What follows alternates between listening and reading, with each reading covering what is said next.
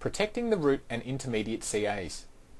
It's important to understand that if your root CA or intermediate CAs are hacked into, it can compromise your whole PKA hierarchy. Now with that in mind, we must ensure that these CAs in particular are well protected. So let's take a look at some of the things we can do to protect the root CA.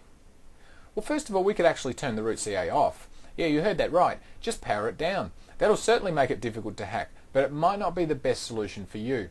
If you are running enterprise CAs and your root or intermediate CAs are Active Directory members, you'll run into some problems when Active Directory attempts to renew the server's computer account every 30 days. Now sure, you could power up the server for long enough to renew the computer account's password, but now that's leaning towards becoming too much of a pain to be useful. The solution to this problem is making these root and intermediate standalone CAs rather than enterprise CAs, but we'll talk about more of that shortly.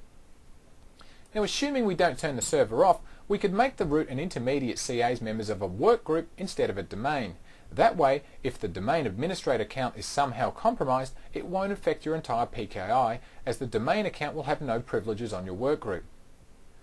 Now we can remove the server from the network. Now this would mean physically picking it up, taking it off site somewhere, or disconnecting it from your network and putting it on a different network that has no actual connection to your normal network. You could also choose to stop the Certificate Services service from the Computer Management MMC. Make sure you set the service to manual so it doesn't automatically start up when the server is rebooted. Now finally, you can restrict and secure physical access to the server itself. Okay, so with that checklist in mind, let's start by installing our root CA.